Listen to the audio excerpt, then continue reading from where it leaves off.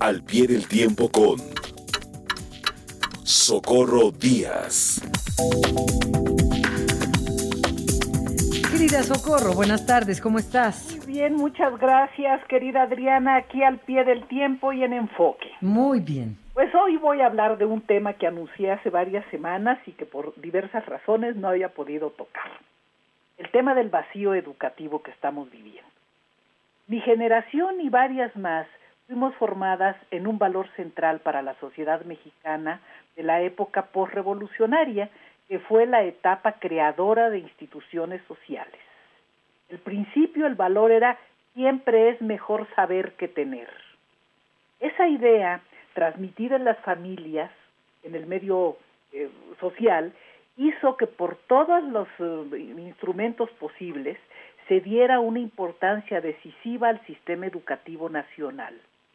Se buscara que todos los niños mexicanos accedieran a la escuela primaria, al menos, que se formaran cientos de miles de maestros, que se formaran y se contrataran, que se construyeran edificios escolares en zonas rurales y urbanas y se les diera el mantenimiento debido, que se creara la comisión de libros de texto gratuito y se repartieran millones de libros de texto gratuito.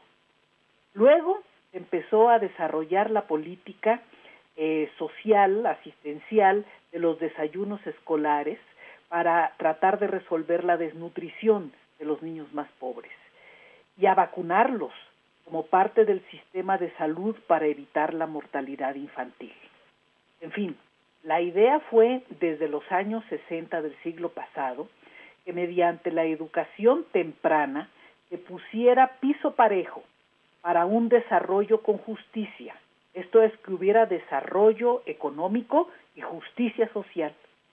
Y para que mediante el conocimiento los hijos de los pobres, de los obreros y los campesinos pudieran integrarse a las nuevas clases medias como profesionales y técnicos.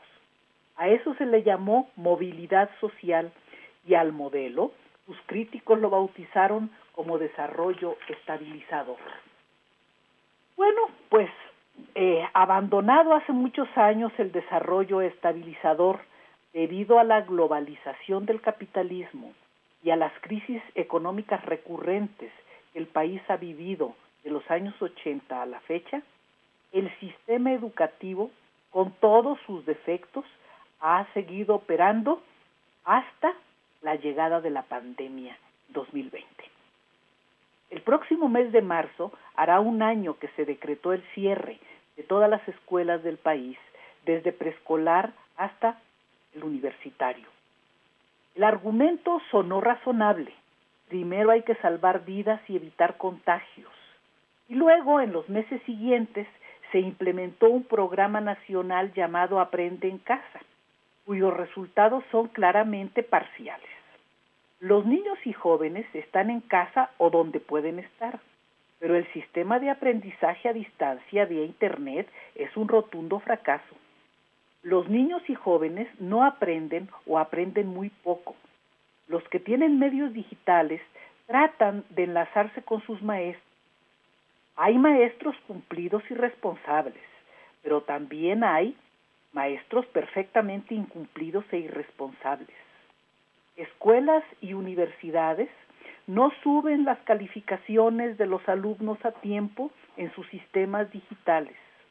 Muchos jóvenes han perdido sus becas, sobre todo las que dan fundaciones privadas, porque aunque aparezca que tuvieron buenas calificaciones, no son las calificaciones por semestre, sino que son parciales, son por un bimestre o por 2 bimestres. Hay muchos errores en las páginas de Internet.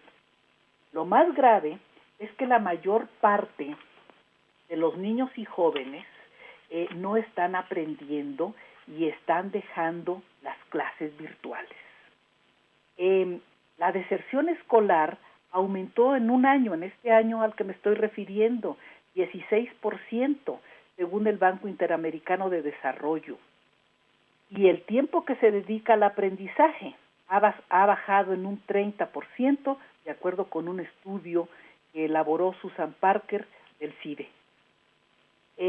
Los estudiantes no aprenden porque no tienen profesor o profesora a quien decirles sus dudas, a quien plantear sus preguntas. Y cuando le preguntan a su mamá o a su papá o a su abuela o a su abuelo o a sus tíos, estos que no son profesores y menos profesionistas, les contestan que no saben.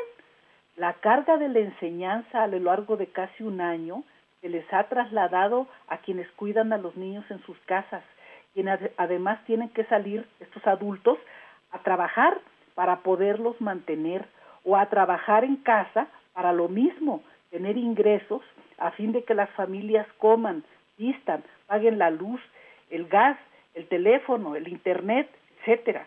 En el campo, algunos o muchos padres están llevando a los niños a que les ayuden en las faenas porque no tienen acceso a internet y tampoco tienen nada que hacer. Entonces ya lo están poniendo a trabajar a los 9, 10 años. Por lo que se dice y reclara respecto a la reanudación de clases, hay dos posiciones diametralmente opuestas. La Asociación Nacional de Escuelas Particulares, cuyos directivos afirman que un alto porcentaje, el 40% de planteles, ha quebrado o está en riesgo de desaparecer por falta de clases y, por supuesto, de ingresos en las escuelas particulares, llamó a regresar a clases presenciales el próximo 1 de marzo. La nueva secretaria de Educación Pública, la profesora Delfina Gómez, ha respondido que no, que el regreso a clases presenciales será seguro, ordenado, gradual y cauto. Y hasta aquí, muy bien. Pero dice, siempre y cuando el semáforo epidemiológico esté en verde y conforme lo determinen las autoridades locales. El presidente de la República dijo ayer que había que vacunar a los maestros de educación básica junto con los adultos mayores. Los profesores, al parecer, en gran número, no quieren volver a trabajar. Aunque Campeche, por ejemplo, haya estado en semáforo verde, no quisieron regresar a clases. La UNAM declaró también esta semana que no se regresará a clases hasta que todos los profesores estén vacunados. Y esas son las condiciones, y al ritmo que las vacunas están llegando a nuestro país, estamos hablando posiblemente de que tendrá que pasar 1 o 2 años más para abrir los centros escolares. En esta semana, tanto el presidente López Obrador como el canciller Marcelo Ebrard, lo digo para ejemplificar el tema de las vacunas, denunciaron que 10 países que son o muy ricos o muy poblados o asientos de las fábricas de vacuna o todo junto, es el caso de Estados Unidos, de Gran Bretaña, de India o de China, están acaparando el 80% de las vacunas producidas, mientras que en 100 países no ha llegado una sola vacuna, y en el resto, como es el caso de México, se están recibiendo a cuentagotas, aunque se hayan pagado por adelantado. El llamado sistema COVAX de la ONU sigue sin funcionar. Creo que ante el riesgo de perder a una generación de mexicanos para efectos educativos y posteriormente laborales y creativos, es tiempo de que el gobierno tome decisiones sensatas, sí, pero también comprometidas y responsables con la educación en México. Nuestro país, como ya lo alertó la UNESCO a fines del año pasado, es uno de los pocos países con clases suspendidas durante un periodo tan largo. No es el caso de otros, de Estados Unidos, de Canadá, de países europeos, asiáticos, latinoamericanos, que cierran y abren las escuelas según suben o bajan los contagios. Así han estado operando. Es importante, por ello, que se revisen, sí, los colores de los semáforos y que se dé el valor real que tiene a las vacunas, pero sobre todo que se le dé importancia a las medidas de prevención, como son los cubrebocas y nariz, distancia, aseo de manos, etcétera, porque es posible que tengamos que vivir durante un largo tiempo en estas circunstancias. Sí. que empiece a regresarse a clases de forma ordenada, gradual y cauta. Es necesario, pero sobre todo que cientos de miles de profesores a los que se les paga cumplidamente vuelvan a trabajar y lo vuelvan a hacer con cuidado, con cordura, pero siguiendo el ejemplo de un maestro de pueblo llamado Salvador Olvera, el profe Chava, como se le conoce en su rumbo, director de una escuela rural en Querétaro. Ante el vacío escolar que viven miles, no que millones de niños sin maestros ni internet, el profe Chava usa su vieja camioneta como salón de clases ambulante para que los niños de comunidades rurales aprendan algo. Y ahí lleva un pizarrón y banquitos. Él lo lleva con su pizarrón y va pueblo, ranchería por ranchería, enseñándolos para que los niños le pregunten lo que no entienden. El Congreso de Querétaro ya lo reconoció. Qué bueno. Y yo creo que él y otros como él deben recibir la medalla Maestro Ignacio Manuel Altamirano, es la más alta distinción que otorga el gobierno federal a través de la Secretaría de Educación Pública. A ver si con el reconocimiento simbólico, práctico, ético, patriota, se animan todos los profesores a volver a las clases presenciales. Cierto, en grupos más pequeños, que se roten los días los niños, que se tomen todas las medidas sanitarias, pero tenemos que reconocer que el vacío educativo sostenido a lo largo de casi un año es insostenible. Sí, no se puede seguir así, no. Efectivamente, y pusiste el ejemplo de otros países, regresan. Y mucho, la mayor parte de los países del mundo abren las escuelas, van así pocos niños, pero por apellidos o como sé qué, van en grupos a hablar con los maestros.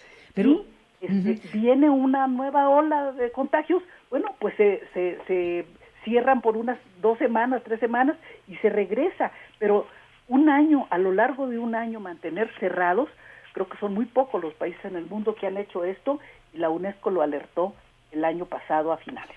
Sí, pero el asunto es que además aquí, en medio de la pandemia, ya no sé en qué punto se encuentra la Secretaría de Educación Pública. Han pasado muchos meses en los que Esteban Moctezuma pues estaba, pero no estaba, porque se fue de embajador de México en Estados Unidos. Y la maestra Delfina Gómez,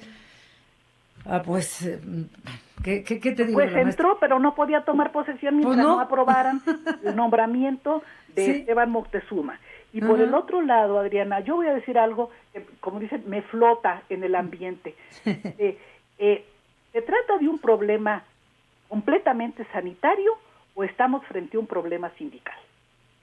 O sea, aquí hay que aclarar las cosas, ¿no? Porque es muy extraño que un país del tamaño de México, uno de los 20 países que integran el grupo de los 20, son de las 20 economías más grandes del mundo, se haya mantenido con todo su sistema educativo cerrado a lo largo de casi un año, pero de manera permanente. Sí, o sea, no puedes, o sea, y la deserción que mencionas al inicio de tu comentario es muy alarmante. Muy delicado. Los niños muchos niños y jóvenes ya no se inscribieron en el ciclo escolar que les correspondía a finales del año pasado y en ya no quieren, ¿no? Porque pues, si no aprenden, si no tienen a nadie a quien preguntarle, si no tienen a nadie con quien compartir sus dudas, los niños no quieren ir a verse con los otros chicos y a darse codazos en el recreo y cosas por los niños quieren ir a aprender y no lo pueden hacer. Entonces hay una deserción escolar pues realmente importante, significativa, ya registrada por el BID, ya registrada por instancias académicas, que no puede seguir adelante. Vamos a perder a toda una generación para efectos educativos, para efectos laborales y para efectos creativos. Se está comprometiendo el futuro del país. Sí, por supuesto. Pero aparte, fíjate, es importante que los niños estudien, que no se pierda esta generación de educación. pero también a los niños les hace falta salir y la convivencia social con sus compañeros. También les hace falta salir de su casa y socializar fuera de su casa. Por supuesto, por supuesto. Y sí les crea pues muchos problemas psicológicos, etcétera. De esto están hablando muchos especialistas. Para el encierro, ¿verdad? La falta de convivencia. Pero sobre todo, digo, yo aquí soy como muy dura y disciplinaria, les falta tener a alguien con quien intercambiar, con quien plantear sus dudas, porque los niños no entienden todo, como alguien podría pensar, no son robots, no. Son seres humanos que están pensando y que están planteando, uno una duda, otro otra interrogante, etcétera. Necesitan maestros, necesitan gente que sepa, que los oriente en el proceso de aprendizaje. Sin duda. Pues querida Socorro, qué gusto escucharte como siempre y abordar el tema de la educación que tanto siempre te ha importado, entre otras cosas, y escucharte con esta alerta que se escuche muy lejos y que se tome nota. Pero es una alerta nada más que, repito, la UNESCO ya lo dio y el BID está diciendo, en México hay una deserción en un año de 16%. Tremenda y se verán las consecuencias y no serán buenas. Gracias, Socorro Díaz. Te mando un gran abrazo. Yo también y muchas gracias por Hasta tu luego. comentario. Gracias, buenas tardes. Vamos a una pausa, enfoquenoticias.com.mx, 1:37 tiempo del centro de México.